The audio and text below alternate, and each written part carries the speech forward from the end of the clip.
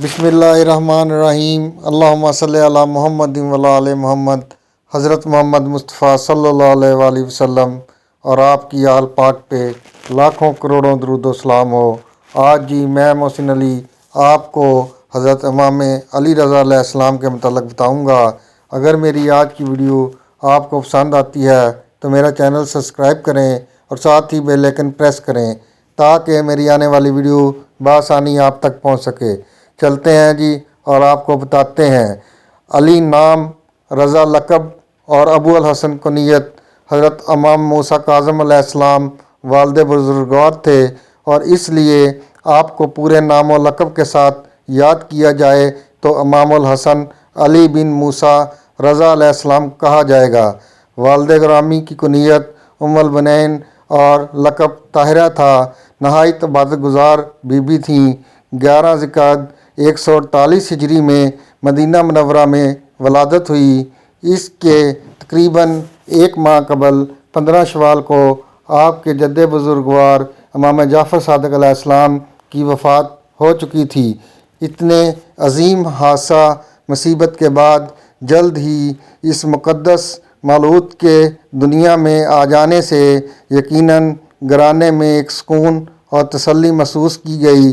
आपकी नशोनुमा और तरबियत अपने वालिद बुज़ुर्गवार हज़रत इमाम मूसा काज़िम अलैहिस्सलाम के ज़ेर साया हुई और इस मुक़द्दस माहौल में बचपना और जवानी की मुतअद्दिद मंज़िलें तय हुई और 35 बरस की उम्र पूरी हुई। अगरचे आखिरी चंद साल इस मुद्दत के वो थे जब इमाम मूसा अलैहिस्सलाम काज़िम अराक में कैद व ज़ुल्म की सख्तियाँ बर्दाश्त कर रहे थे, मगर इससे पहले 82 या 92 बरस आपको बराबर पिदरे बुज़ुर्गवार के साथ रहने का मौका मिला।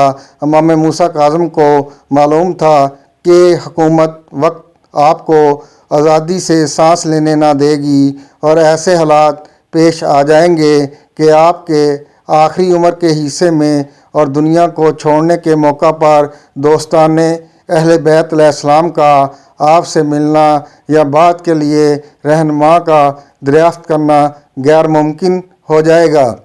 इसलिए आपने इन्हें आज़ादी के दिनों और सुकून के औकात में जबकि आप मदीना में थे पैरवाने अहले बैत अलैहिस्सलाम को अपने बाद होने वाले इमाम अलैहिस्सलाम से रोशनास बनाने की ज़रूरत महसूस फरमाई। चनाचे औलाद अली अलैहिस्सलाम और फ़ातिमा में से 17 आदमी जो मुमताज़ हैसियत रखते थे जमा फरमा कर अपने फ़र्जंद अली रज़ा अलैहिस्सलाम की वसीयत व जानशीनी का ऐलान फरमाया और एक वसीयतनामा तहरीरन भी मुकम्मल फरमाया जिस पर मदीना के मौज़ीन में से 60 आदमियों की गवाही लिखी गई। ये एहतमाम दूसरे आइमा के यहाँ नज़र नहीं आता। सिर्फ़ इन खुसूसी हालात की बिना पर जिनसे दूसरे आइमा अपनी वफ़ात के मौका पर दो चार नहीं होने वाले थे। मसूमीन अलैहिस्सलाम में से जो बुज़ुर्गवार ज़ाहिरी हैसियत से इक़्तिदार के दर्जा पर ना थे क्योंकि इनकी फ़कीरी को दुश्मन बेबसी पर महमूल करके तानो तशनी पर आमादा होते और हकानियत के वक़ार को ठेस लगती, मगर जो बुज़ुर्ग इत्फ़ाक़ात रोज़गार से ज़ाहिरी इक़्तिदार के दर्जे पर पहुँच गए उन्होंने इतना ही फ़ुक़रा और सादगी का मुज़ाहरा में इजाफ़ा कर दिया ताकि इनकी ज़िंदगी गरीब मुसलमानों की तसल्ली का ज़रिया बने और इनके लिए नमूना अमल हो। जैसे अमीरुल मोमिनीन हज़रत अली मुर्तज़ा अलैहिस्सलाम चूँकि शहंशाह इस्लाम माने जा रहे थे इसलिए आपका लिबास और ताम वैसा ज़ाहिदाना था जिसकी मिसाल दूसरे मसूमीन अलैहिस्सलाम के यहाँ नहीं मिलती। यही सूरत हज़रत अली रज़ा अलैहिस्सलाम की थी। आप मुसलमानों की इस अज़ीम शान सल्तनत के वली अहद बनाए गए थे जिनकी वसअत मुमलकत के सामने रूम व फ़ारस का ज़िक्र भी ताके निशान के नज़र हो गया। यहाँ अगर बादल सामने से गुज़रता था तो खलीफा की ज़बान से आवाज़ बुलंद होती थी कि जा जहाँ तुझे बरसना हो बरस, बेहतर हाल तेरी پیداواری کا اخراج میرے پاس ہی آئے گا۔ حضرت امام رضا علیہ السلام کا اس سلطنت کے ولی عہدی پر فائز ہونا دنیا کے سامنے ایک نمونہ تھا کہ دین والے اگر دنیا کو پا جائیں تو ان کا رویہ کیا ہوگا۔ یہاں امام رضا علیہ السلام کو اپنی دینی ذمہ داری کو محسوس کرتے ہوئے ضرورت تھی کہ زہد اور ترک دنیا کے مظاہرے اتنے ہی نمایاں تر بنا دیں جتنے تزک و احتشام کے دینی تقاضے زیادہ ہیں۔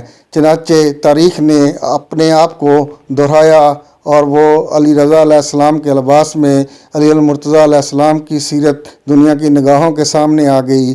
آپ نے اپنی دولت سرا میں قیمتی قالین بچھوانا پسند نہیں کیے، بلکہ جاڑے میں بالوں کا کمبل اور گرمی میں چٹائی کا فرش ہوا کرتا تھا۔ کھانا سامنے لایا جاتا تو دربان سائیں اور تمام غلاموں کو بلا کر اپنے ساتھ کھانے میں شریک فرماتے تھے۔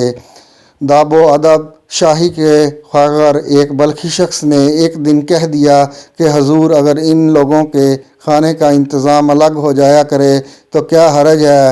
حضرت علیہ السلام نے فرمایا، خالق سب کا اللہ ہے، ماں سب کو ہوا ہے اور باپ سب کے آدم علیہ السلام ہیں۔ جزا و سزا ہر ایک کے اس کے عمل کے مطابق ہوگی، پھر دنیا میں تفرقہ کس لیے ہو؟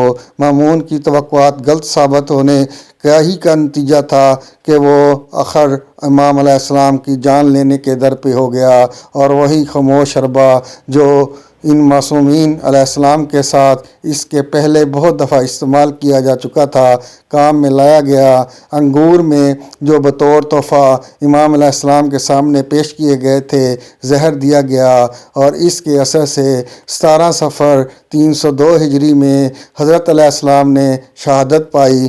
مامون بظاہر بہت رنج و ماتم کا اظہار کیا اور بڑے شان و شکوہ کے ساتھ اپنے باپ ہارون الرشید کے قریب دفن کیا۔ یہاں مشہد مقدس میں حضرت علیہ السلام کا روضہ آج تاجدارِ عالم کی جبیں سائیں کا مرکز بنا ہوا ہے، وہیں اپنے وقت کا بزرگ ترین دنیاوی شہنشاہ ہارون الرشید بھی دفن ہے، جس کا نام و نشان تک وہاں جانے کو والوں کو معلوم نہیں ہوتا۔